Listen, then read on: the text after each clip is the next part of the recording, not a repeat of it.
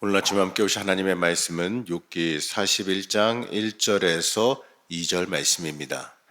내가 낚시로 리워 야단을 끌어낼 수 있겠느냐? 노끈으로 그 혀를 맬 수 있겠느냐? 너는 밧줄로 그 코를 꿰 수 있겠느냐? 갈고리로 그 아가미를 꿰 수 있겠느냐? 아멘. 할렐루야. 오늘도 하나님의 역사와 하나님의 돌보심이 함께 하시기를 축복합니다. 오늘 말씀도 계속 이어지는 하나님의 말씀입니다. 욥기가 이제 마무리를 지을 때가 됐는데, 이제 오늘 내일까지 하면 이제 욥기가 이제 끝나게 됩니다. 네, 오늘 말씀도 이제 하나님의 계속되는 말씀이에요.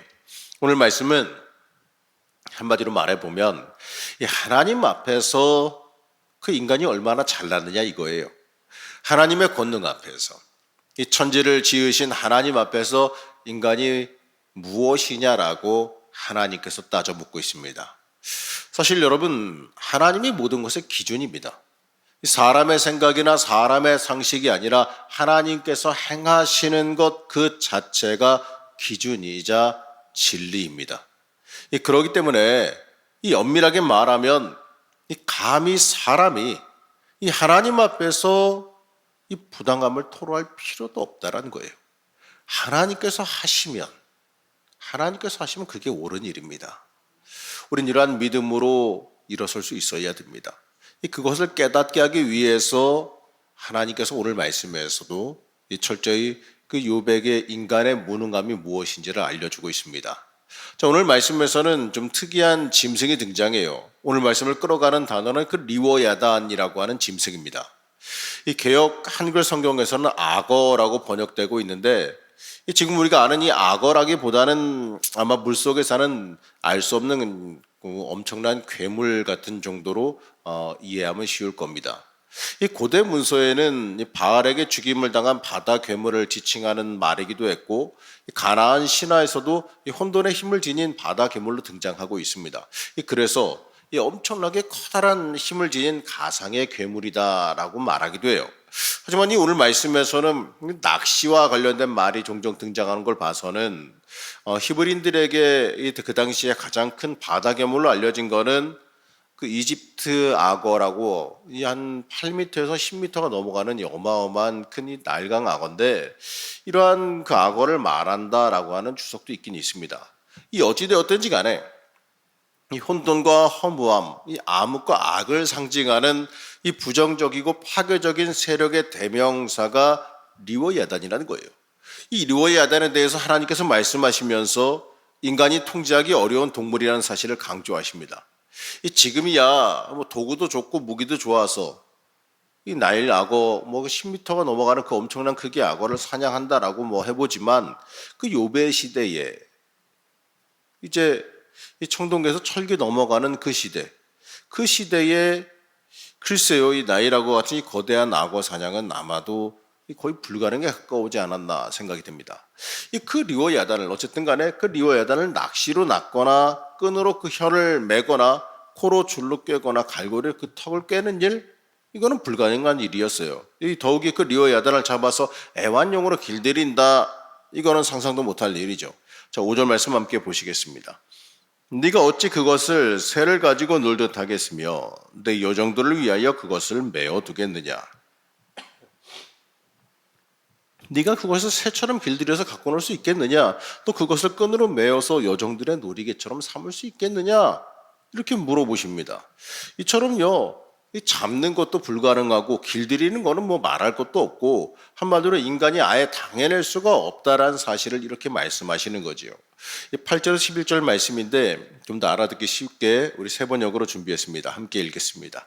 손으로 한 번만 만져봐도 그것과 싸울 생각은 못할 것이다. 리워야단을 보는 사람은 쳐다보기만 해도 기가 꺾이고 땅에 꼬꾸라진다. 그것이 흥분하면 얼마나 난폭하겠느냐? 누가 그것과 맞서겠느냐?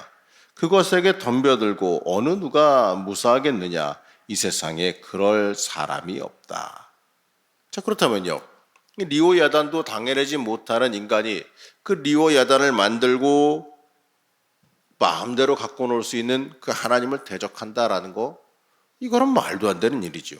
자, 12절에서 34절은 계속해서 리오 야단의 기괴하고 웅장한 자태를 굉장히 세밀하게 묘사하고 있습니다. 뭐 리오 야단의 뭐 튼튼한 다리, 늠름한 체구, 아무도 뚫을 수 없는 가죽, 이 보기만 해도 소름 돋는 이빨, 돌처럼 단단한 등핀을 뭐 여러 가지를 묘사하면서요. 한마디로 누가 감히 그 리오 야단을 대적할 수 있겠느냐? 이거를 거듭 물어보시는 거예요. 이 말씀에 묘사된 설명을 보면 리오 야단의 모습은 정말 무시무시하고 엄청나죠. 그 리오 야단이 물속을 헤집고 다니며 재채기를 할 때마다 이 불빛이 번쩍거리고 입에서 횃불이 나오고 콧김을 내뿜을 때마다 뭐 연기가 쏟아진다 이렇게 말해요. 뭐 서양에서 말하는 뭐 용 같기도 하고. 그래서 리오 야단을 보는 사람마다 겁에 질린다 그러죠. 자, 25절에서 29절은 그 리오 야단에 대해서 이렇게 묘사하는데 우리 25절에서 29절 말씀도 한번 세 번역으로 읽어보겠습니다. 일어나기만 하면 아무리 힘센 자도 떨며 그 몸부림치는 소리에 기가 꺾인다. 칼을 들이댄다 하여도 소용이 없고 창이나 화살이나 표창도 맥을 쓰지 못한다. 쇠도 지푸라기로 여기고 노은 썩는 나무 정도로 생각하니 그것을 쏘아서 도망치게 할 화살도 없고 무림매돌도 아예 바람에 날리는 겨와 같다. 몽둥이는 지푸라기쯤으로 생각하며 창이 날아오는 소리에 코웃음만 친다. 한마디로 이 사람이 상대하기에는 천하무적이라는 거예요. 이 33절과 34절에서는 하나님께서 또 이렇게 말씀하시는데 함께 보겠습니다. 땅 위에는 그것과 겨룰 만한 것이 없으며 그것은 처음부터 겁이 없는 것으로 지음을 받았다. 모든 교만한 것들을 우습게 보고 그 거만한 모든 것 앞에서 왕노릇한다. 이 한마디로 그 리오 야단은 모든 생물 전체를 우습게 보는 이 모든 이 교만한 것들의 왕이다 이렇게 말해요. 자, 이런 리오 야단을 홀로 의로운 척하는 너 여봐, 너 대적할 수 있니? 네가 이렇게 나를 의롭지 못하다고 불평하는데 어디 네가 한번 하나님 되어서 리오 야단 같은 그 사악한 왕들을 한번 다스려 보겠느냐? 네가 나를 의롭지 못하다라고 불평하는데 어디 네가 한번 하나님 되어서 베헤못이나 리오 야단 같은 그 교만과 사악한 왕들을 다스려 보겠느냐? 자, 하나님께서는 사람들이 꼼짝도 못하는 베헤못이나 리오 야단을 지으셨을 뿐만 아니라 마치 장난감처럼 갖고 놀 수 있다는 거예요. 이러니 교만할 수밖에 없는 그 리오 야단마저도 하나님 앞에서는 복종할 수밖에 없는 피조물이다 이거죠. 그렇기 때문에 하나님은 이렇게 말씀하십니다.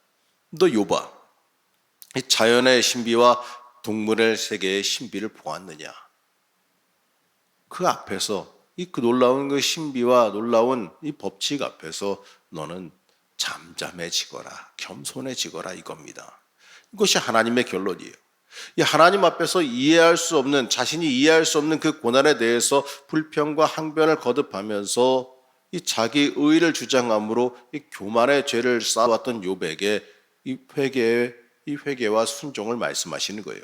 하나님의 절대 주권 그 앞에 여러분 사실 우리도요 이 철저히 순종하고 엎드릴 수 있어야 됩니다. 이 순종은요 여러분 납득하고 이해해서 하는 게 순종이 아니에요. 순종은 내가 다 알아듣고 내가 다 동의하고 해서 하는 게 순종이 아니에요. 가려가며 하는 게 아닙니다. 이건 내가 마음에 드니까 순종하고 이건 내가 마음에 안 드니까 안 하고 이게 아니에요. 하나님께서 직접적으로 고난의 원인에 대해서는 대답하지 않으셨습니다. 하지만 이 창조와 자연 생태를 말씀하시면서 하나님의 그 주권적인 섭리와 이 절대적인 능력을 우리에게 깨닫게 하시죠.